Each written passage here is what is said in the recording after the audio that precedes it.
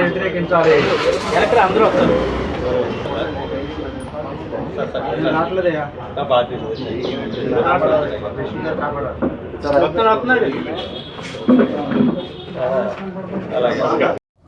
నిన్న మా YSR party in charge Perni Kitti గారు మరియు మా మండల ప్రెసిడెంట్ పార్టీ మండల ప్రెసిడెంట్ నాగచర్య మన కొంతమంది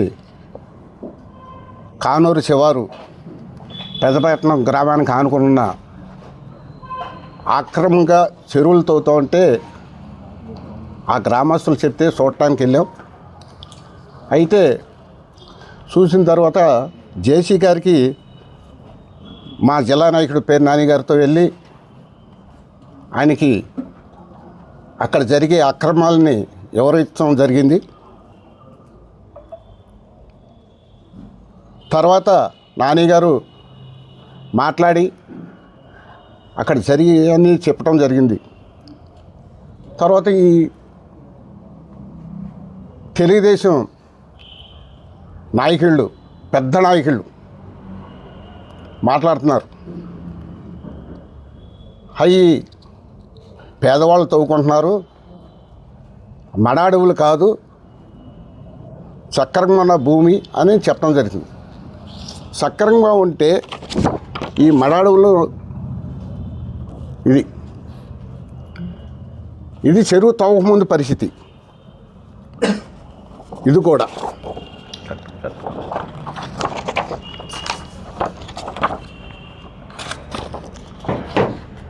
చెరువు తవ్విన తర్వాత ఎలా ఉంది.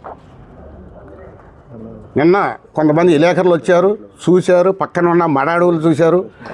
కాకపోతే ఏంటంటే చెరువు తవ్వేసిన తర్వాత పూర్తిగా దాన్ని మడ అనేది కనపడకుండా చేయటం జరుగుతుంది. మడ మొక్కలు ఉన్నాయి, ఇదిగోండి ఒక మడ మొక్కమైన చూస్తున్నాను చెప్పారు.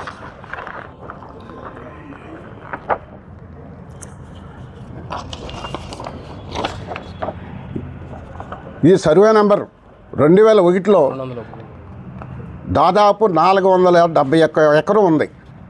మొత్తం 2014 నుంచి 2019 వరకు దాదాపు 200 నుంచి 300 ఎకరాలు అక్కడున్న పెద్దపట్నం నాయకులు కానూరు వాళ్ళని ఎవరిని అడుగు పెట్టనీయకుండా కానూరు పరిధిలో ఉన్న భూమినంతా వాళ్ళు చెరువులు తవ్వేసుకుని పెద్ద పెద్ద రైతులకి లీజుకి ఇవ్వటం జరిగింది. అది నిజం కదా? ఇప్పుడు మాట్లాడే గోపి సత్యనారాయణ గారు పెద్ద నాయకుడని మాట్లాడుతున్నాడు. ఆయన గతంలో ఎలక్షన్ ముందు ఆ పంచాయతీలో ఉన్న పరిధిలో ఉన్న పంచాయతీ ఎలక్షన్ ముందు అంటే పంచాయతీ ఎలక్షన్ ముందు ఆ పరిధిలో ఉన్న ఓటర్స్ అందరికి అప్పులు ఇచ్చి ఎలక్షన్ అయ్యటమే ఆ డబ్బులు వసూలు చేసుకోవడం కోసం సర్రాజు గారికి ఈ ఏదైతే దాదాపు 200 ఎకరాల భూమి ఫిషర్మెన్ కమిటీ హ్యాండ్ ఓవర్లో ఉన్న భూమి, ఆ భూమి సర్రాజు గారికి అమ్మించి 2000కి 3000 ఎకరానికి 2000 3000 భూమిని అమ్మిచ్చేసి ఆ డబ్బులన్నీ వసూలు చేసుకుంటాం జరిగింది. ఇది నిజం కదా? తర్వాత ఈ మధ్యకాలంలో 73 సెంటు ఎవరితో భూమిని ఆక్రమించి అది పట్టాది అసైన్ భూమి కూడా కాదు, పట్టా భూమిని ఆక్రమంగా దాన్ని ఏదో మా తాతల దగ్గర నుంచి వస్తున్నానని నేను దుర్మార్గంగా దాన్ని రిజిస్ట్రేషన్ చేసుకుని ఆక్రమించడం ఇది నిజం కదా? అనేక ఈ పెద్ద నాయకులు చేసే అక్రమాలు గుర్తుపెట్టుకో సత్యం గారు. నేను ఎంపీపీ చేసినప్పుడు నువ్వు సర్పంచ్వి 95లో నీకు అది గుర్తు రాలేదా? ఈరోజు నేను సోటా నాయకుడు అయిపోయామని నీకు నువ్వు ఎలా ఎంత పెద్దోడయ్యో, ఆర్థికంగా పెద్దోడయ్యో అంటే కారణం ఏంటి? అక్కడ ఉన్న అమాయక ప్రజల్ని వడ్డీకి ఇచ్చి 3 రూపాయలు 5 రూపాయలు వడ్డీకి ఇచ్చి వాళ్ళ పొలాలను ఆక్రమించుకుని దాదాపు 60-70 ఎకరాలు చేసావు. అది నిజం కదా? గుర్తుపెట్టుకోండి. మేనవాళ్ళ నాగేశ్వరరావు గారు ఏదో చెప్తున్నారు, మీరు 95లో పెద్ద నాయకుడు అని చెప్తున్నారు. 95లో మీరు ఎక్కడున్నారు? తెలుగుదేశంలో చిరంజీవి రెడ్డి గారు ఉన్నాడు ఆ టైంలో, గుర్తులేదా? ఈరోజు నువ్వు పెద్ద నాయకుడివి, మేము సోటా నాయకుడివి. మనిషిని విమర్శించేప్పుడు నిజాల్ని నిర్భయంగా చెప్పాలి, అంతే తప్ప అబద్ధాలతో కాదు. నిన్న తొమ్మిది చెరువు నువ్వు చేయబోయిన సత్యనారాయణ గారు ఇద్దరు కదా తవ్వుకున్నది. ఇద్దరు అమాయకమైన ఇద్దరు మనుషులని చూపించి తిరుమల చెట్టి దుర్గారావు చెప్పావు. ఆడ ఏ ఊరండి? తిరుమల చెట్టి దుర్గారావుది కేపీటీ పాలెం నుంచి వచ్చి కానూరులో పొలం ఉందండి. తర్వాత కొక్కిలిగడ్డ ప్రభుదాస్ అని చెప్పావు. ఆ ప్రభుదాస్ అని ఎక్కడ వచ్చాడది? వీళ్ళిద్దరికి అంటే 15 ఎకరాలు ఇచ్చేస్తారా? ఊరిని ఏదో పేర్లు చెప్పి మొత్తం కానూరు భూమిని అంతా ఆక్రమించుకొని అంటే దీంట్లో పాత్ర నాకు తెలిసి సత్యనారాయణ గారిది ఉందో నాకు తెలియదు, కానీ గోపి సత్యనారాయణ గారిది వాస్తవంగా ఈ మాటలు మాట్లాడిన దాన్ని బట్టి నిజంగానే అతని పాత్ర ఉందని నేను అనుకుంటున్నాను. నిన్న మచిలీపట్నం రూరల్ నార్త్ మండల పరిధిలో కానూరు గ్రామంలో అక్రమంగా అటవీ భూమిని చెరువులు తవ్వుతున్నారు కొంతమంది కబ్జాదారులు అని చెప్పి విషయం తెలియగానే మా దృష్టికి రాగానే మా నాయకుడు మచిలీపట్నం వైఎస్ఆర్ కాంగ్రెస్ పార్టీ ఇన్ఛార్జ్ రాసి పెట్టుకోండి, రేపు వైఎస్ఆర్ కాంగ్రెస్ పార్టీ మచిలీపట్నం ఎమ్మెల్యే, కాబోయే ఎమ్మెల్యే ఆయన అంటున్నాడు. ఒక పెద్ద నాయకుడు, మహానాయకుడు అంటున్నాడు. ఒక ఆయన ఎవరో మాకు తెలియదు అంటున్నాడు. పేరుని కృష్ణమూర్తి, ఆయన పేరు మచిలీపట్నం కాబోయే ఎమ్మెల్యే 2029లో. మాట్లాడేటప్పుడు జాగ్రత్తగా మాట్లాడితే మంచిది. మీడియా ముఖంగా వచ్చారు, మాట్లాడవచ్చు, తప్పులేదు. ఆయన ఎవరో మాకు తెలియదు. చోటా నాయకులు వచ్చారంటాడు. చోటా నాయకులు కాదు, మీకంటే ముందే ఎంపీపీ లంకి వెంకటేశ్వరరావు గారు మీ మీద గెలిచిన ఆయన జడ్పీడీసీగా. మాట్లాడేటప్పుడు గౌరవం ఇచ్చిపుచ్చుకోండి. కానూరు రీసర్వే నెంబర్ 201లో 471 ఎకరాల్లో అటవీ భూమి ఉంటే, అది మడగా ఉంటే, తీర ప్రాంతం అయితే భూ కబ్జా ఇవాళ కొత్తగా అవి పాత చెరువులు అంట. పాత చెరువులు ఎక్కడి నుంచి వచ్చినాయండి? పాత చెరువులు ఇవాళ కొత్తగా సోగ్గా ఎకరానికి 2-3 లక్షలు ఖర్చు పెట్టి నువ్వు తవ్వుతా ఎవరెవరు పేద రైతులు అంటున్నాడు. పేద రైతులు అయితే ఇవాళ అన్యాక్రాంతం చేయమని ఉందా ప్రభుత్వ భూమిని? ఇవాళ ఏ అధికారి మీకు పర్మిషన్ ఇచ్చాడు? ఒక రెవెన్యూ అధికారి విఆర్ఓకి తెలియదు అంటాడు, ఆర్ఐకి తెలియదు అంటాడు, ఎంఆర్ఓ ఫోన్ ఎత్తడు, ఆర్డీఓ అటుపక్క కన్నెత్తి చూడడు, జిల్లా రెవెన్యూ యంత్రాంగం అటుపక్క చూడదు. ఎవరు పర్మిషన్ ఇచ్చారు నీకు? నిన్న మేము ఎలిగేషన్ చేసింది ఏంటి?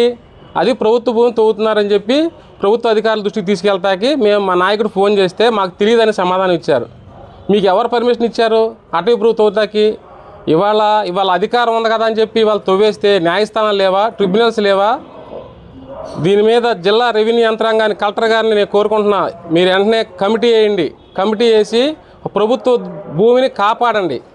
ఇలాంటి అక్రమార్కులు, అన్యాయస్తులు చేరి ఇవాళ ప్రభుత్వ భూమిని దోచుకుంటా తయారయ్యారు, క్రిమినల్స్ లాగా తయారయ్యారు. ఇంకా ఏదో పెద్ద గొప్ప మాటలు చెబుతున్నారు ఆయన. ఏ ఒక్క ప్రభుత్వ అధికారితోనైనా అది పట్టా భూమే లేకపోతే అసైన్మెంట్ భూమే అధికారికంగా అనుమతి ఇచ్చారని చెప్పి విలేజ్ సర్వేర్ కానీ, విఆర్ఓతో కానీ, లేకపోతే ఎంఆర్ఓతో కానీ, ఆర్డీఓతో కానీ చెప్పించగలరా? ఒక్క ప్రభుత్వ అధికారితో అయినా మీరు పర్మిషన్ ఇచ్చామని చెప్పించగలరా? నేను సభాముఖంగా నిన్న మాట్లాడిన నాయకులను ప్రశ్నిస్తున్నాను. నేను ఇది మాట్లాడితే ఇదైపోయి దాని గురించి కాకుండా వేరే అంశాలతో మాట్లాడి సమస్యను పక్కదారి పట్టించే మాటలు. ఇవాళ మీరు అక్రమంగా ప్రభుత్వ భూమిని, అటవీ భూమిని తవ్వుతున్నారా లేదా? దానికి సమాధానం చెప్పండి. ఇవాళ మీకు ఎవరు పర్మిషన్ ఇచ్చారు? ఏ అధికారి పర్మిషన్ ఇచ్చాడు? దీని మీద మీరు కనుక ప్రభుత్వ అధికారులు, జిల్లా రెవెన్యూ యంత్రాంగం దాని మీద యాక్షన్ తీసుకోకపోతే మా పార్టీ తరఫున పోరాటం చేస్తాం. ప్రభుత్వ న్యాయస్థానాల్లో అయినా సరే దీన్ని తీసుకెళ్తామని చెప్పి తెలియజేసుకుంటున్నాను. ఏదైతే నాని గారు కానివ్వండి, కిట్టు గారు కానివ్వండి ప్రెస్ మీట్లో మాట్లాడినటువంటి విషయాన్ని సౌత్ మండలానికి సంబంధించి నాని గారు ఏదైతే మాట్లాడాడో, ఏదైతే ఈ ప్రాంతంలో ఉన్నటువంటి చెరువులు అయితే ఉన్నాయో, అందుక్రితం దగ్గర 40 సంవత్సరాల నుంచి 1990 తర్వాత అందుక్రితం ఎన్నో ఇబ్బందులు పడి వ్యవసాయం పనికొచ్చి ఒక్కొక్కసారి ఊడి పూడిస్తే 3 సార్లు ఓడవలసి వచ్చేది.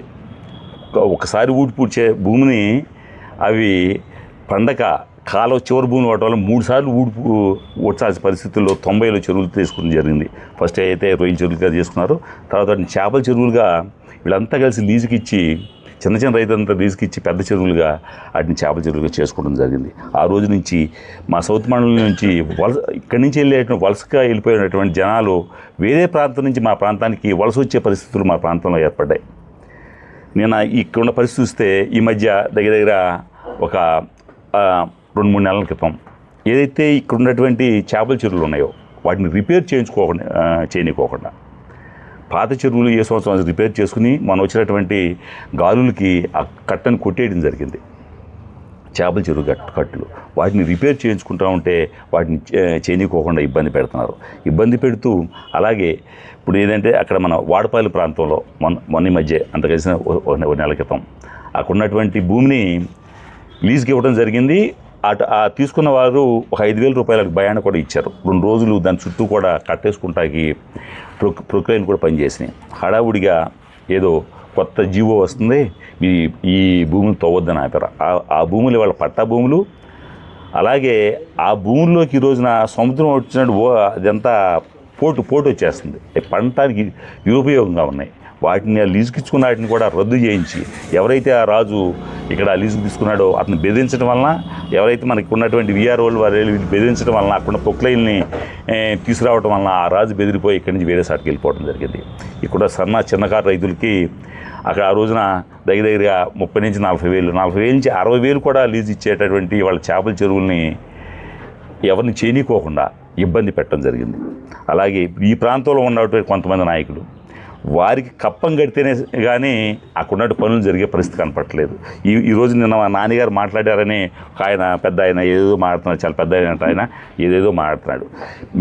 ఆ నాన్నగారు చెప్పింది 100% వాస్తవం. ఆయన ఇది రుజువు చేయమంటున్నాడే, మేము రుజువు చేయడం సిద్ధం. మీరు కానీ ఇప్పుడు మీరు ఛాలెంజ్ చేసిన వాళ్ళు కానీ అక్కడ ఎవరైతే వాళ్ళు కానీ రుజువు చేస్తే మీరు రాజకీయాల నుంచి మీరేంటో చెప్పండి, మీరు ఎక్కడ కూర్చుందామంటే అక్కడ కూర్చుందాం.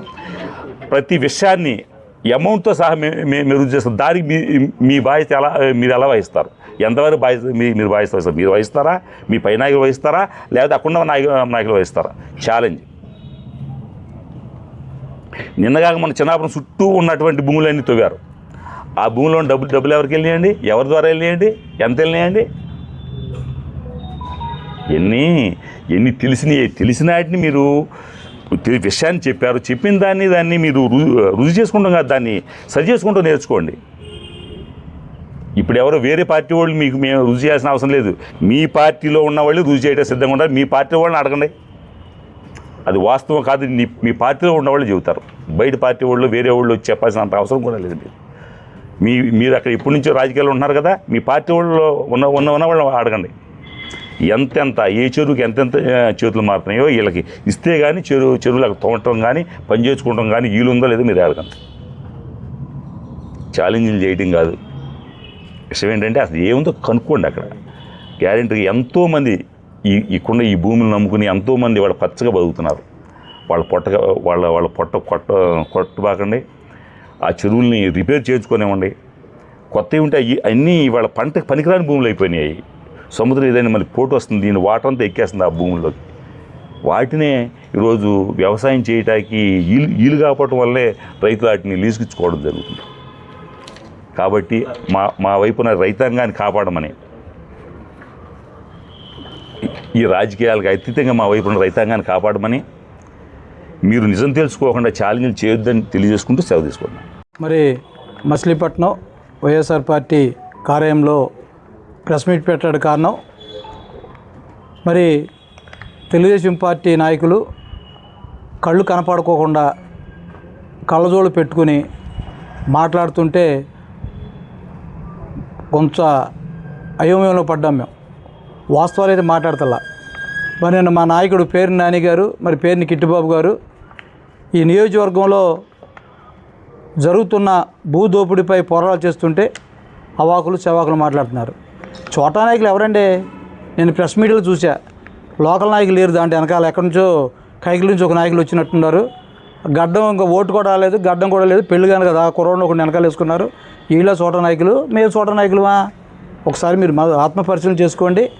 అంతేకాకుండా నిన్న మరి 200 సర్వే నెంబర్లో మరి ఎలవేరని చెప్పినట్టు మరి 450 ఎకరాల్లో 2014 నుంచి 18 వరకు మీరు చేసిన దౌర్జన్యం చెప్పమంటారా?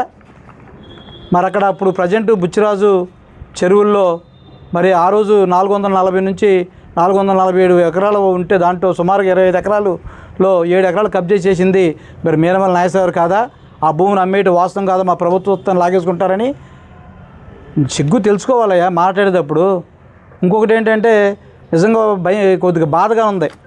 ఈ రాజకీయ నాయకుడు ఊరు ఎన్నుకోరు, కోఆపరేటివ్ బ్యాంక్కి ప్రెసిడెంట్ అంట. నిజంగా ఎన్నిక ఎలా జరగాలి? గ్రామంలో పెట్టి గ్రామంలో ఎవరినైతే ఎన్నుకోవాలో ఆ ప్రెసిడెంట్ ఎన్నుకొని బ్యాంకు పంపించాలి. ఈయన ఎలా వెళ్ళాడు? దొడ్డుదోవని వెళ్ళాడు. దొడ్డుదోవని వెళ్ళి ఎలా మాట్లాడుతున్నాడు ఇతను? 51 ఎంక్వైరీ అంట, దాంట్లో అవినీతి 8 కోట్లు జరిగిందంట. ఎలా జరుగుతుంది 8 కోట్లు? నువ్వు వేసుకున్న సెక్రటరీ కదా ఆయన. ఆ సెక్రటరీ జాయిన్ అయినప్పటి నుంచి దిగే వరకు ఎంక్వైరీ చేయించాలి కదా నువ్వు. ఎందుకు వేయించమంటే వెనకతో సామెత ఉంది, డ్రామాలో డ్యాన్స్ రాకంట ఆది ఈదో వంకరాడదంట అడిగితే. తర్వాత ఏదో సినిమాలో రక్త సింధూరం సినిమా ఒకటి చూశాను నేను. అది రాజకీయ పార్టీ నాయకుడి దగ్గరికి వెళ్తే వాళ్ళ భూములకు అప్పులు ఇచ్చి ఆ భూములు కబ్జా చేసేవాళ్ళంట. అంతేకాకుండా ఒక ఆడది మహిళ కుటుంబ అవసరాల గురించి వెళ్ళి నా ఆర్థిక పరిస్థితిని లైన్ చేయమని చెప్తే ఒక శీలాలు పాడు చేశారంట. అట్ట ఉండదు మీరు చెప్పేది. ఎందుకు చెప్తున్నానంటే మరి మీరు బ్యాంకు ప్రెసిడెంట్గా 2014 నుంచి ముందు చేశారు కదా, 10 వరకు. అప్పుడు మీరు 13లోపు చేశారు కదా. ఏం చేశారు మీరు? బ్యాంకుని ఏం చేశారంటున్నా? ఎక్కడన్నా గోడౌన్ కట్టారా? మీ ఎక్కడ కట్టారు గోడౌను? మీ ఇంటిలో ఎరువులు అమ్ముకున్నావు మీ నాయకులకి. ఎవరికి ఊరికి ఉపయోగపడ్డావా?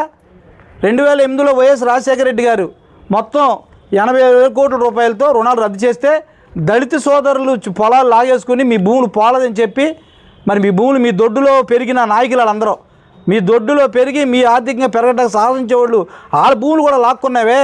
సిగ్గుచారం కనపట్లేదేమే నీకు? నిన్న కాక మనం చూస్తే మరి 2014 నుంచి 19 నుంచి 21 వరకు నానిగారు మరి బాంబు పర్రలు అనే పేరులో ఒక్కడు కూడా అన్యగ్రంథం చేయొద్దని చెప్పి ఆ భూములు ప్రభుత్వ భూములు అని చెప్పి మీరు వెళ్ళొద్దని చెప్పి మాకు హెచ్చరించేసి నాయకుడు అతను. నువ్వేం చేసావు ఇప్పుడు ఆ భూముల్ని? 476 నుంచి 291 వరకు సుమారు 20 ఎకరాల భూమిని ఏం చేసావు? కబ్జా చేసేయలేదా? సిట్టింగ్ చేసి ఎంక్వైరీ ఇస్తావు, నీ వల్ల అవుద్దా? ఇంకొకటి విషయం చెప్తున్నా, నిన్న మరి మంచిల చెరువు పక్కన నూతనంగా నువ్వు దాదాపు ప్రభుత్వ భూముల్ని మరి సొసైటీ భూముల్ని నీకు వచ్చిన సొసైటీలో ప్రభుత్వ భూములు అక్రమంగా దెబ్బిన భూముల్లో నువ్వు చెరువులు తోవటం వల్ల భూములు చెరువులోంచి మరి ఉప్పు నీళ్ళు మంచిల చెరువులోకి పోలేదా? నువ్వు కాదా చెడగొట్టేసింది? మంచిల చెరువును ఉప్పుని చేసింది నువ్వు కాదా? సిగ్గేస్తుందేమే. మరి నిజంగా ప్రజలు నవ్వుకుంటున్నారు. ఇవాళ గ్రామ పంచాయతీ ప్రజలు గ్రామాన్ని అభివృద్ధి చేయాలని కూటమి ప్రభుత్వానికి ఓటేస్తే వాళ్ళు దేనికి ఓటేసారని బాధపడుతున్నారు. ఇవాళ నీ ఇంటి ముందు సిమెంట్ రోడ్డు 45 లక్షల రూపాయలు, సుమారు 15 లక్షల రూపాయలతో నీ చుట్టూ అటు ఒక సిమెంట్ రోడ్డు, ఇటు ఒక సిమెంట్ రోడ్డు, నీ ఇంటి పాటు సిమెంట్ రోడ్డు, ఎస్సీ సప్లై ఇది నీ సొంతానికి వాడేసుకుంటావు. ఎక్కడే జనాభా ప్రాతిపాదికన ఏ ఊర్లో ఎక్కువ ఉన్నారు ఆ ఊర్లో నువ్వు చేసిందేంటి? ఒక ఎస్సీ కార్పొరేషన్ లోన్ ఇచ్చావా? ఒక బీసీ కార్పొరేషన్ లోన్ ఇచ్చావా? ఎంతసేపు కులాల మధ్య చిచ్చు, వర్గాల మధ్య చిచ్చు, నాయకుల మధ్య చిచ్చు. నీ నాయకత్వం కోసం ఎంతమంది బలి చేస్తావు? ఇవాళ భారత రాజ్యాంగ నిర్మాత దళిత వాడలో ప్రతి ఒక్కరు కూడా ఆయన సలహా వల్ల ప్రతి ఒక్కరు చదువుకున్నారు. ఏదో ఒక రోజు తెలివితేటలు నేర్చుకుంటారు, నీ యొక్క అవినీతిని అండగడతారు. ఇంకెందుకు దీంట్లో మీ కూటమి సభ్యుడు ఒకడు, జనసేన పార్టీ ఒక అతను, నువ్వు ఇసుక కబ్జా చేస్తుంటే దాన్ని ఆపలేదా? ఇసుక చేస్తున్నది నువ్వు ఎక్కడ ఇసుక పర్మిషన్ లేకుండా ఆపటం జరగలేదా? ఒకసారి ఆత్మ పరిశీలన చేసుకోవా. మా నాన్నగారిని ఏమంటావు నువ్వు? తొట్టి కట్టి ఊరు నాశనం చేశాడా? 2009 ముందు అక్కడ మల్లేశ్వరం గ్రామస్తులకి పెద్దపట్నం గ్రామస్తులకి కొట్లాట జరిగినాయా? నీళ్ళు లేక ఇన్యాలతో ఎత్తుపోసుకున్నావయ్యా. 2009లో గ్రామస్తులందరూ వచ్చి నానిగారు మేము ఇబ్బందులు పడుతున్నాం సాగునీటి వల్ల, ఎప్పుడో బ్రిటిష్ వారు కట్టారు, కింద నుంచి పైకి నీళ్ళు వెళ్ళటం వల్ల ఆ నీళ్ళు ఉప్పు నీళ్ళు వచ్చి మళ్ళీ కాళ్ళలోకి వస్తున్నాయి, అవి చెడిపోతున్నాయి కనుక అన్నీ తొట్టు కట్టమని అడిగితే అపర భగీరథులాగా ఊరు తొట్టు కట్టి ఇవాళ సాగునీరు అందిస్తుంటే మీకు నిట్ట నిలువున గ్రామాన్ని ఏ రోజన్నా ఒక్కరోజని నీ పాపానికి నీ జన్మానికి ఒక్కరోజు సాగునీటి కాలకు పంచాయతీకి వచ్చామా? సాగునీటి పనులు సాగుచేతకి ఎప్పుడు వచ్చావా? సాగునీటి గురించి నీకేం తెలుసు? కాల పక్కన ఉంటావు, తోడేస్తావు, కబ్జా చేస్తావు, నీళ్ళని కిందకి నీళ్ళు వెళ్ళలేవు. నువ్వు ఎప్పుడైనా నీళ్ళకి వచ్చావా? నీ కాల గురించి ఏం తెలుసు? నానిగారు తొట్టు కడతాం తప్ప ఏమి? మీ తెలుగుదేశం నాయకులను అడుగు, చేసిన కరెక్టో తప్పో చెప్తారు నీకు. నేను నమ్మిన ఏడుకొండలను అడుగు, నువ్వు నమ్మిన చంద్రని అడుగు, నువ్వు నమ్మిన పసుపేటి నాగరాజుని అడుగు, వాళ్ళు చెప్తారు. వాళ్ళు చెప్పింది తెలుసుకుని నేర్చుకో. ఇంకా నీకు ఎవరైతే తొట్టు వల్ల ఇబ్బంది పడుతున్నారో ఒక 2% నీ తప్ప అందరు కూడా బాగుని చెప్తున్నారు ఊళ్ళో తొట్టు కట్టడం వల్ల. ఇంకో నాన్నగారు ఏమంటారు, సొందూరు పక్కన 63 సెంట్లు కలిపి గ్రామాన్ని అడ్డుకున్నా. ఏమైపోయావు మరి? 2009 ముందేగా 13 ముందేగా నాన్నగారు కొంత, మరి 2014, 19 నువ్వు అధికారంలోకి వచ్చావుగా, నువ్వు ఎందుకని సర్వే చేసి ఆపలేకపోయావు? ఎందుకే అబాకు సబాకులు మీడియా ముందు అవాస్తవాలు మాట్లాడతావు? వాస్తవాలు మాట్లాడేటప్పుడు ఇవాళ నువ్వు ఇన్ఛార్జ్గా పనికిరావని చెప్పి గ్రామస్తులు అనుకుంటున్నారుగా, నీ అంతలా పరిపాలిస్తున్న గ్రామస్తులు అనుకుంటున్నారుగా. నువ్వు నీ అంతగా పరిపాలిస్తూ గ్రామాన్ని అభివృద్ధి పరం లేకోకుండా అన్ని రకాలుగా ఇబ్బంది పెడుతూ మరి నిజంగా ఎంతమంది నీ వివరాలను పంపించావు బయటికి? 3 పంపించేసావు. నీ భూముల్ని అంజంకరాజ్యాన్ని 3 వివరాలను ట్రాన్స్ఫర్ చేస్తావా? నీ భూములు కూడా అడ్డు రాకూడదు అధికారులు. మళ్ళీ అధికారులను మేము భయపెడుతున్నామంట. నువ్వుగా భయపెట్టే అధికారులని. ఇవాళ చూడు, ఇక్కడ సేబోయిన సత్యనారాయణ గారు ఇప్పుడున్న చెరువులు తవ్వారు అతనే అని ఇప్పుడు తెలిసింది. నేను సాయంకాలం ప్రెస్ మీట్ అయిన తర్వాత ఈ సేబోయిన సత్యనారాయణ గారు ఎవరి మీద కంప్లైంట్ పెట్టాడు? మేనవాళ్ళ నాగేశ్వరరావు గారు అనుచరులు ఆయన ద్వారా చెరువులు తవ్వుతుంటే చెరువులు తవ్వుతున్నాయి, పొలాలు సముద్రంలో ఆ నీళ్ళు పొలాల్లో ఊళ్ళోకి వచ్చేసి సాగుతున్న బావిలోకి నీరు వస్తాయని చెప్పి మీ మీద కంప్లైంట్ పెట్టింది ఈ సేబోయిన సత్యనారాయణ గారే. మరి ఇప్పుడు సేబోయిన సత్యనారాయణ ఇప్పుడు చెరువులు తవ్వుతుంటే మరి సముద్రంలో నీళ్ళు ఊళ్ళోకి రావా? అంటే ప్రజలు గమనిస్తుంది అనుకున్నారా? నీకు వాస్తవాలు మాట్లాడు నాగేశ్వరరావు. మీరేంటంటే మీరు పెట్టుబడి పెట్టారు నాగేశ్వరరావు, మీరు పెట్టుబడి పెట్టారు. అతనికి పెట్టుబడి పెట్టి ఏం చేశారు మీరు? అతనికి అప్పు అయ్యాడు. అప్పు అవడం వల్ల ఏమైంది? ఆ భూమి నాకు నేను కింద జమ వేసుకుంటాను, ఆ భూమి నాకు లాగేసుకుంటాను. నువ్వు చేసే ప్రయత్నం తప్ప ఎంపీటీసీ గారు వచ్చిన ఆలోచన లేదని నేను అనుకున్నా. ఇంకోటి ఏం చెప్తున్నారు, 2000 ఆడిట్ ఆఫీసర్ ఎట్లా జరిగింది మీ దగ్గర? ఆడిట్ ఎలా జరిగింది? ఆడిట్ ఎలా జరగాలి? 10 సంవత్సరం ఆడిట్ అనేది 50 ఎంక్వైరీ సొసైటీలో 1 సంవత్సరం 1 వ్యక్తి ఆడిట్ చేయాలి. నువ్వు ఎక్కడ చేసి ఎంక్వైరీ చేయించావు? ఏంటి కోఆపరేటివ్ బ్యాంక్ సెక్రటరీ గారి ఇంట్లో ఆడిట్ చేపిస్తావా? చేయొచ్చట. మళ్ళీ అదే సెక్రటరీ 51 ఎంక్వైరీ చేపిస్తావా? రావచ్చాలా? రాజ్యాంగ విరుద్ధం కాదు అది? మీ యొక్క విధానం తప్పు కదా? మళ్ళీ చేసి 2007-4 నుంచి ఎంక్వైరీ చేయకోకుండా 2013 నుంచి ఎంక్వైరీ చేసి మా తమ్ముడిని ముద్దాయి వైఎస్ఆర్ పార్టీ తప్పు చేసిందంట. నీ తప్పులు ఎత్తుకు. ఇవాళ దళితుల భూములు లాక్కున్నావు. 2008లో రుణాలు రద్దు చేస్తే రుణాలన్నీ నువ్వు కబ్జా చేసి రికార్డులు మాయ చేసావు.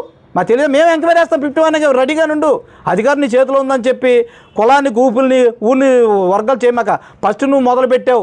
దాని అంతా మేము చేస్తాం. కంగారేం పడొద్దు. నువ్వు మళ్ళీ అధికారం వస్తేనేమో పెదపట్లో ఉంటావు, అనాధికారానికి వస్తే నెల్లూరులోకి వెళ్ళిపోతావు. ఈ ఊరికి ఎప్పుడు సహాయపడ్డావా? వాస్తవాలు తెలుసుకుని మాట్లాడవా? మాట్లాడేది ప్రభుత్వాన్ని, జగన్మోహన్ రెడ్డి గారిని, మా ఎలవేర్ గారిని, మా పేరు నాని గారిని, కిట్టుబాబుని వాస్తవాలు చూసి అనేటప్పుడు వాస్తవాలు చూసి మాట్లాడు. అని ప్రజానాయకులయ్యా. నానిగారు చేసిన అభివృద్ధిని ఊరు తెలుసా? నువ్వు కింద చూస్తే నానిగారి అభివృద్ధి, పక్క చూస్తే నానిగారి అభివృద్ధి, పైకి చూస్తే నానిగారి అభివృద్ధి. నీ సగునీటి కాలం నీరు తెచ్చింది అతనే, పైప్ లైన్ తెచ్చింది అతనే, సబ్స్టేషన్ కట్టింది అతనే, వాటర్ ప్లాంట్ తెచ్చింది జడ్పీటీసీ గారు ఆధ్వర్యంలో జరిగింది వాటర్ ప్లాంటు, రోడ్లు వేసింది ఆయనే, సిమెంట్ రోడ్లు వేసింది ఆయనే. ఎక్కడే మీ ప్రభుత్వం చేసింది చెప్పగలవా? సభ వేదిక పెట్టి నీ ప్రభుత్వంలో నువ్వు చేసిందని చెప్పగలవా? అవాస్తవాలు మాట్లాడి కడుతూ మానేసి వాస్తవాలు తెలుసుకో. నువ్వేగా కాదు, మేము ఎడ్యుకేటర్స్మే, మేమేం చేయాలో మాకు తెలుసు. కానీ ఊళ్ళో శాంతి భద్రతలు ఉంటే కులాల మధ్య కుమ్లాట పెట్టకూడదు, వ్యక్తుల మధ్య భేదాభిప్రాయాలు రాకూడదని చెప్పి నేను సమన్వయంతో పాటిస్తే పద్దాక మీటింగ్ కాడికి వెళ్ళి రెచ్చిపోతాం. ఇది కరెక్ట్ కాదు. నీ మాటలు వెంటనే వెనక్కి తీసుకొని వైఎస్ఆర్ పార్టీకి క్షమాపణ చెప్పాలని చెప్పి ఇక పెదపట్నం గ్రామ పంచాయతీగా డిమాండ్ చేస్తున్నాం. అందరికీ నమస్కారం. మాది కానూరు గ్రామ పంచాయతీ, కానూరు వైస్ సర్పంచ్ మురళి నా పేరు. మరి నిన్న మా పేరుని కిట్టు గారికి మా ఊరు అసైన్మెంట్ భూములు తవ్వేస్తున్నారు అన్యాయంగా, చూడండి సందర్శించండి అంటే మా పేరుని కిట్టు గారు, మా ఎమ్మెల్యే ఇన్ఛార్జి గారు అయినటువంటి పేరుని కిట్టు గారు మా కానూరు గ్రామ పంచాయతీ చివరైనటువంటి భూముల్ని పెదపట్నం దగ్గర సందర్శించడం జరిగింది. మరి ఈ లోపలనే టీడీపీ వాళ్ళు న్యూస్ ఏమందేసిందో వాళ్ళ సాయంత్రం ప్రెస్ మీట్ పెట్టేసి మరి పెద్ద పెద్ద నాయకులు మాట్లాడటం మొదలుపెట్టారు. అయ్యా మీరు మాట్లాడుతున్నారో ఏం మాట్లాడుతున్నారు అనేది ఆలోచన ఉందా? మీరు మాట్లాడింది ఏంటో ఒకసారి ఆలోచన చేయండి. మేము చెప్పింది ఏంటి? 201 సర్వే నెంబర్ ఫారెస్టర్ భూమి అని చెప్పాం. దాని మీద ఏమన్నా చెప్పావా? ఏమీ లేదు. అక్కడ మడ అడవులు ఉన్నాయి, మడమక్కలు ఉన్నాయని చెప్పాం. వాళ్ళకి ఉన్నాయి, ఫోటోలు ఉన్నాయి, అన్నీ ఆధారం చూపించారు మా ఎలవేర్ గారు. అదే రకంగా అన్నీ ఉన్నాయి, ఇబ్బంది లేదు. ఏదో చిన్న చిన్న రైతులు అని చెప్తున్నారు. మేము కానూరు రైతులమే, మాకు తెలుసు చిన్న చిన్న రైతులు ఎక్కడున్నారో వాళ్ళ భూములు ఎక్కడున్నాయో మాకు తెలుసు. వాళ్ళని అడ్డం పెట్టి మీరు వేరే ట్రాఫిక్ చేయవసరం లేదు. అది ఫారెస్టర్ భూమి అని చెప్పి మేము చెప్తున్నాం. అదేవిధంగా మరి మీరు సవాలు ఇస్తున్నారు మా కానూరు సర్పంచ్, మీరు చిన్న చిన్న చోట నాయకులు అంటున్నారు కదా, మేమంతా ఉన్నది ఎవరో కాదు, కానూరు సర్పంచ్, అలాగే సొసైటీ ప్రెసిడెంట్, వైస్ ప్రెసిడెంట్, నెంబర్లో అందరం వెళ్ళాం, అందరం అధికారంగా ఉన్న వాళ్ళవే. మరి మీరు ఛాలెంజ్ ఇస్తున్నారు, మేము ఛాలెంజ్కి సిద్ధంగా ఉన్నాం. మీరు అధికారంగా ఉన్న కలెక్టర్ గారిని కానీ, జిల్లా కలెక్టర్ గారిని కానీ, మరి ఫారెస్ట్ ఆఫీసర్లను కానీ తీసుకుని మీడియా సందర్భంలో మీరు వస్తే మేము సిద్ధంగా ఉన్నాం. అయితే మరి రెండో మాట మాట్లాడుతున్నావు, మరి తొట్టు కట్టిన తర్వాత మా కానూరు భూములు మునిగిపోతాయి అనేది, అది ఎంతవరకు సబాబో మరి ఒకసారి ఆలోచించుకోను. మరి 2014, 2019 హయాంలో మరి మీ ఇష్టానుసారంగా మన కానూరు గ్రామానికి సంబంధించిన 3000 ఎకరం భూములన్నింటినీ ఇష్టానుసారంగా పెదపట్నం వాళ్ళు సగం మందితో వేసుకుంటే వేరే వాళ్ళు ఊరు వాళ్ళు వచ్చేసి సగం మందితో వేసుకున్నారు. ఎవరు మాట్లాడే ఆపింది లేదు. మరి అదే రకంగా పెదపట్నం భూములు కానీ పాచ్యాపురం నుంచి ఇంతేరు వరకు ఉన్న భూములన్నీ తువ్వేటి, మరి ఏరు పారాలంటే ఆ భూములన్నీ ఉంటే ఇంతవరకు వెళ్ళి ఆ ఏరు పారి మన మత్స్యకారుల జీవనానికి ఒక మత్స్యకారు సంపద అయినటువంటి రామలు కానీ ఇలా రొయ్యలు కానీ బాగా పెరిగిపడేవి. అవన్నీ వదిలిపెట్టేసి ఇవాళ మా భూమి మీద పడిపోతుందని చెప్తుంటే, మీరు ఈ ఫారెస్టర్ భూమి అయినా సరే ఆపమని చెప్తుంటే అది మాట్లాడకుండా ఇవన్నీ చెప్తున్నారు మీరు. అది ఎంతవరకు ధర్మమో ఒకసారి ఆలోచించుకోమని చెప్తున్నాను నేను. మరి ఆ రోజుని మేము ఈ మా పంట భూములు పోతున్నాయి అని చెప్పి ఇష్టపెట్టు 800 కోట్లు వేయించిన మాట వాస్తవం కాదా? వేయించాం, కాకపోతే పరిస్థితుల వల్ల ఆ పని జరగలేదు, కొన్ని అడ్డంకుల వల్ల ఆగినాయి. మరి అది వాస్తవం కాదా? మరి ఇంకా మీరు అభివృద్ధి గురించి మాట్లాడుతున్నారు, ఎంతవరకు మీరు అభివృద్ధి అని చెప్తున్నావు? అభివృద్ధి పంచేదే మేము, చేసేదే మేము అని చెప్తున్నావు. అది ఎంతవరకు ధర్మమో మీరు ఆలోచించండి. అభివృద్ధి అంటేనే పేరు నాని అంటేనే అభివృద్ధి. అభివృద్ధిలో వెళ్ళిన ప్రతి వ్యక్తికి, ప్రతి మనిషికి అందజేసిన వ్యక్తి అందినయా లేదని తెలుసుకుని చూసే వ్యక్తి మా పేరు నాని గారు. మరి మీరు 2024 గెలిచిన తర్వాత 2024లో రైతులు నష్టపోతే పరిహారం పడితే పక్క పంచాయతీలు అన్నిటికీ డబ్బులు పండిగని మన పంచాయతీలు 30 మందిగా పండి కనో 400 మంది ఏమయ్యారు? వాళ్ళు రైతులు కాదా? వాళ్ళ డబ్బులు పడలా. మరి మన తుఫానికి అసలు లేదు, రాశారికి ఏం చేశారో అర్థం లేదు. మరి మొన్న తుఫానికి రైతులకి వేరుశనగ వచ్చింది, ఆ వేరుశనగ ఆర్బీకిలో దిగింది 2 లారీలు. మరి ఎట్టే వెళ్ళిపోయినాయో కూడా అర్థం లేకుండా అయిపోయింది. అదేవిధంగా పొట్లపాలెం కూడా తీసుకెళ్ళిపోతే అడ్డుకోవడం కూడా జరిగింది. మరి అడ్డుకోవడం జరిగింది. మరి సుఖీభవ అని పెట్టారు. మరి ఆ పథకం కింద మరి ఎక్కడ వసూలు చేయలే డబ్బులు? మన కానూరు పంచాయతీలో సుఖీభవ అనే పథకానికి 300, పిఎం కిసాన్కి 200 కాడికి వసూలు చేసిన ఘనత మన కానూరు పంచాయతీది. ఏంటి మన కానూరు పంచాయతీకి చేసింది? ప్రజలకు ప్రతిదీ అందిస్తున్నారు. ఏం అందిస్తున్నారు మీరు అనేది ఒకసారి గ్రహించండి. మరి మా జగన్మోహన్ రెడ్డి గారు చేసిన అభివృద్ధి పనుల్లో ఇళ్ల స్థలాల గురించి ఇచ్చిన దాని గురించి మాట్లాడుతున్నాం. ఇవాళ ఇళ్ల స్థలాల్లో పూడ్చింది చేసింది అందరూ ఇల్లు కట్టుకుని ఎంత ఆనందంగా ఉన్నారు. మరి ఇవాళ నువ్వు అసలు కరెంట్ స్తంభాలు చూసావా? అసలు అలా స్తంభాలు ఎత్తు స్తంభాలు లేనాడు చూశారు మీరు? ఆ తీగల మీద బట్టలు ఆరేసుకుంటే అందేటట్టున్నాయ్యా. మరి అంత అభివృద్ధి చేసిన మన ఊర్లో కరెంట్ స్తంభాల్లో ఉన్న వైర్లు మరి మీరు ప్రభుత్వం గెలిచిన తర్వాత మొత్తం పిక్కెళ్ళిపోయారు. మొన్న వీడియోలతో సహా ఉన్న దగ్గర ఏంటయ్యా అంటే పిక్ వచ్చేమన్నారని చెప్పి పిక్కెళ్ళిపోయారు. మరి అంత దారుణమైన పరిస్థితిలో ఉంది. మరి అభివృద్ధి అనేది ఎక్కడ ఉంది ఏంటంటే ఒకసారి ఆలోచించుకో. మీరు అభివృద్ధి గురించి మాట్లాడుతున్నారు కదా, మేము రెడీ. మా పేరు నాన్నగారు 2009లో మన కానూరు పంచాయతీ కలిసిన తర్వాత వచ్చిన అభివృద్ధి గురించి మాట్లాడడానికి మేము సిద్ధం. మీరు మీడియా సమక్షంలో ఎక్కడ పెట్టినా ఎప్పుడు పెట్టినా మేము సిద్ధంగా ఉన్నాం. అయితే మీరు వచ్చే రోజున ఆ రోజుని మీరు ఎవరినైతే నమ్ముకున్నారో ఆ సంబంధించి బుక్ తీసుకుని వస్తే మేము చెప్పడానికి సిద్ధంగా ఉన్నామని చెప్పి మా కానూరు పంచాయతీ పట్టిన మీ అందరినీ నేను తెలియపరుస్తున్నాను. నిన్న తెలుగుదేశం నాయకులు ప్రెస్ మీట్ చూస్తే ఆ ఉలికిపాటు దేనికి? అసలు డబ్బులు ఎరగం, దేనికైనా నిరూపిస్తారా అని చెప్పి మాట్లాడుతున్నారు పెద్ద నాయకులు. మీరు ఎక్కడికి రమ్మంటే అక్కడికి సిద్ధం. ఏ గుడిలోకి వచ్చినా, బడిలోకి వచ్చినా, లేకపోతే విలేజ్లోకి మీరు వచ్చినా, మీరు చేసే అరాచకాలు, మీరు నిలబెట్టిన నియంత గురించి ఎవరిని అడిగే చెప్తారు గ్రామాల్లో. పేదాడి వెళ్ళి 1 ఎకరం తవ్వుకోవాలంటే పర్మిషన్ కావాలంటున్నావు. నువ్వు పోరంబాగు భూముల్లో రోడ్డు పుంతలను ఆక్రమించి గోడౌన్లు కట్టుకోవచ్చు. సర్వే నెంబర్ 52, 59, 60 సర్వే నెంబర్లలో పేదాళ్ళకి 2022లో నోటిఫై చేసి ఇళ్ల స్థలాలు ఇవ్వటానికి ప్రభుత్వం నిర్ణయించింది. దాని మీద నువ్వు కోర్టు ఆర్డర్, స్టే ఆర్డర్ తెచ్చుకున్నావు. దాంట్లో నువ్వెట్లా 10 సెంట్లో గొడవను కట్టుకున్నావు? పేదలకు పనికిరాని భూమి నీకెలా పనికొచ్చింది? నీకు ల్యాండ్ కన్వర్షన్ అయిందా? అంటే నీకు పనికి వస్తే పేదలకు పనికిరాదా? వక్కపట్ల శ్రీనివాసరావు అనే వ్యక్తి, నువ్వు పెట్టిన నీయంతా వక్కపట్ల శ్రీనివాసరావు అనేవాడు ఇవాళ గోడౌన్ కట్టాడు అక్కడ. నీకు బాధ్యత లేదా? అధికారులకు బాధ్యత లేదా? మంత్రి గారు వింటున్నారా?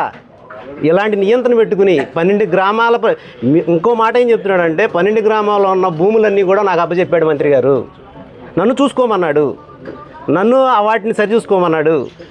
అంతా నా హయాంలో నడుస్తుంది. వాడపాలెం కానీ కింద కానీ ఆ గ్రామాల్లో తెలుగుదేశానికి సంబంధించిన ప్రెసిడెంట్లకు కానీ ఎవరికి సంబంధం లేదు, నా ఒక్కడికే. ప్రతిదానికి ఓ రేటు కట్టాడు. ఎంఆర్ఓ ఆఫీసులో కనుక్కోండి, ప్రభుత్వం మీది. పోలీస్ స్టేషన్లో కనుక్కోండి. ఈ కింద గ్రామాల్లో ఏ ఒక్క రైతు ఏ సమస్య మీద వచ్చినా సరే అక్కడ అతను ఉంటాడు, వాలిపోతాడు. ఇంత అని చెప్పి వసూలు చేస్తాడు. అతను చెప్పే మాటే, అతను వెనకాల ఉన్నవాళ్ళు చెప్పే మాటే, మేం కాదు. లేదా మీ పార్టీ నాయకులు కానీ మీ విలేకరులు కానీ చెప్పే మాటే. మీకు కూడా వాటా పంపిస్తున్నానని చెప్తున్నాడు. నా పనే అదని చెప్తున్నాడు. నన్ను అపాయింట్ చేసుకున్నదే దానికోసం అని చెప్తున్నాడు. తెలుగుదేశం నాయకులు అందరూ కూడా ఎంతమంది నా మీద ఎంత మాటలు చెప్పినా మంత్రి గారు నా మీద నమ్మడు. ఆయనకి నాకున్న అవినాభావ సంబంధం వేరు. నేను ఎలా చేసినా కూడా నన్ను ప్రశ్నించేవాడు ఈ మండలంలో లేడు అని అంటూనే అట్లా 3 సంవత్సరాలు ఉంటాడు. ఎప్పుడైతే ప్రభుత్వం మారిపోతుందనగానే మాలో ఉన్న కొంతమంది నాయకులు ఫోన్లు చేసి నేను మీ మనిషిని నేను చెప్తాడు. మళ్ళీ ఈ మధ్యన కూడా భూముల గురించి ఆ రాజులతో ఆయనకి బేరం తెగపోతే మళ్ళీ మా నాయకులకు ఫోన్లు చేసి నేను మీ మనిషిని నాన్నగారికి చెప్పండి నా గురించి అని చెప్తున్నాడంట. ఇవంతా తెలుసుకోండి. అలాంటి నాయకుని పెట్టుకుని ప్రజలంతా ఎంత ఇబ్బంది పడుతున్నారో చూడండి. మనం వచ్చింది చేసేది ప్రజల కోసం. ప్రజలకు ఏం చేయాలి ఏంటనేది ఆలోచన లేదు, మానవత్వం లేదు. ఎకరం తవ్వుకునేవాడికి పర్మిషన్ కావాలి. నువ్వు వ్యాపారం చేసుకుంటున్నావు, 20 సంవత్సరాల నుంచి వ్యాపారం చేసుకుంటున్నావు. నువ్వు 2 ఎకరాలు అసైన్మెంట్ రైతువి. నువ్వు ఇవాళ 25 ఎకరాలు సంపాదించావు. ఎక్కడ ఎలా సంపాదించావు? పేద మధ్య తరగతి రక్త మాంసాలతో వ్యాపారం చేస్తున్నావు నువ్వు. నీకు లైసెన్స్ అవసరం లేదా? నువ్వు ఎరువులు పొరుగు మందులు అమ్ముతున్నావు, నీకు లైసెన్స్ అవసరం లేదా?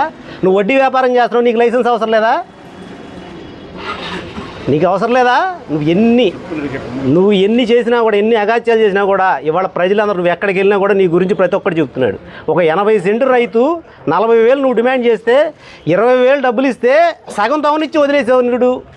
ఆ ఉండా సగం తవ్వుకుని అతను సిఓసి తెచ్చుకుని చేసుకుంటుంటే ఇవాళ ఆర్డీఓతో పొడిపించేయమని చెప్పి తిరుగుతున్నావు. అసలు పేద ప్రజలంటే అసలు ఆక్వా రైతు అంటే నీకు ఎందుకు అంత చిన్న చూపు? ఆక్వా రైతు అంటే నీకు ఎందుకు? ఏంటి నువ్వు ధాన్యం బేరగాడు కాబట్టి ఆక్వా రైతులు బతకూడదా? ఉన్నదంతా తీర ప్రాంతం. వచ్చేది మొత్తం అంతా సిఐఏ లైసెన్సులతో కలిపి ఉంది. నీకు చట్టాలు పనికిరావు. నువ్వు ఏదైనా చేయొచ్చు, విచ్చలవిడిగా చేసేయచ్చు. పక్కనాడు ఏదైనా చేస్తే తప్పు. ఇది చాలా తప్పు. దీని గురించి ప్రజలందరూ కూడా చాలా వ్యతిరేకంగా ఉన్నారు. నీ తీరు మార్చుకో, లేకపోతే నీకు రాబోయే కాలంలో నీకు బుద్ధి చెప్పే రోజులు దగ్గరలో ఉన్నాయి.